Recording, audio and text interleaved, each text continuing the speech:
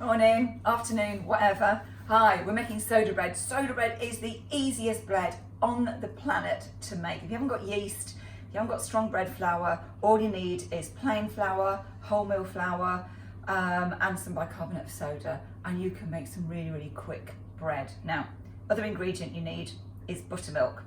So this bread will make enough for 4. It's quite a small batch. This is what the finished one looks like. Ta-da!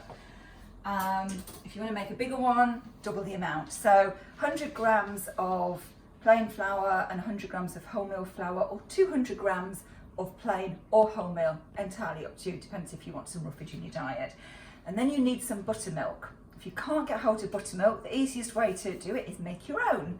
150 mils of milk and a lemon or a lime.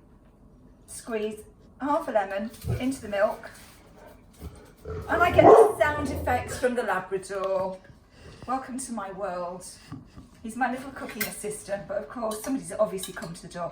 Give that a stir, leave it aside for a minute or two, and it's just like magic. What will happen is that it will curdle the milk and it'll thicken it, and it's just really cool. So 200 grams of plain flour, half a teaspoon of bicarbonate of soda, which is the key ingredient. This gives the bread the warmth, the lift. Half a teaspoon of bicarb and half a teaspoon of salt. There. That's it. Come back to your milk, and already it's starting to curdle. Give that a stir around. Now at this point you can change the recipe. You can turn it into what I call bonfire bread by adding about 80 grams of grated cheddar, tablespoon of pumpkin seeds, and 5 chopped up sun-dried tomatoes, and just mix it in. It's lovely. Or you could turn it into a sweet version by adding 40 grams of caster sugar, omitting the salt, and 50 grams of raisins, half a teaspoon of mixed spice, and a quarter of a teaspoon of cinnamon, and that gives you it's a bit like a kind of a cinnamony scone mix. Right, let's just stir all that in. But basically you're then stirring the milk and 15 grams of butter. If you forget the butter, it's going to work. It doesn't matter. I forgot to put it in the last batch. So this is why I love soda bread. It is just so easy. It's fabulous. Dead quick, dead easy to make. Now it should come together to form a dough. If it's a bit sticky like this is, add a bit more flour, pretty much a fail-safe. If it's too hard, add a bit more milk, easy. If you haven't got milk or any lemons, you could add yogurt into it, or a mixture of milk and yogurt. What you want is to just come together so it forms a ball of dough that doesn't touch the sides, just like that.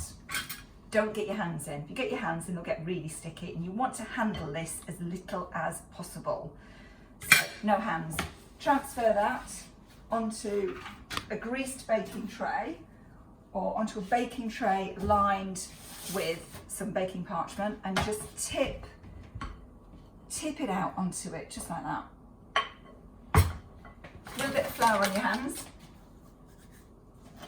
and very, very gently pat it down so it's about 2.5 centimetres, just over an inch thick, and just shape it into a round. Press it in a little bit in the middle, because the middle bit is the last part that takes to cook. And this is the really important bit, guys.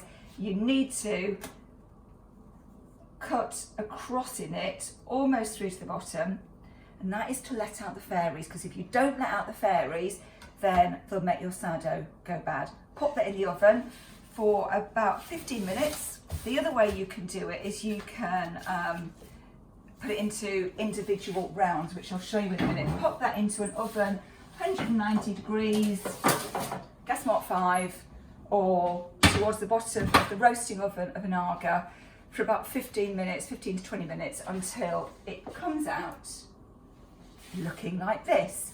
And to test its cook, tip it over, and it should be nice and golden brown at the bottom, and when you tap it, should sound a little bit hollow. Now, the bonfire bread I was talking about earlier, this is what they come up like. Now this is the same quantity of mix, but I've made them individual little, they look a bit like sort of savoury rock buns. They are so good. They are really, really nice with soup. And if you want to make the sweet version didn't last very much. It didn't last very long this morning. It got nibbled. It's so good. Little bit of butter, absolutely gorgeous. And sprinkled with some demerara sugar on the top. I'll put a link on for the recipes as well, but they are all up on my website. Enjoy. Bye.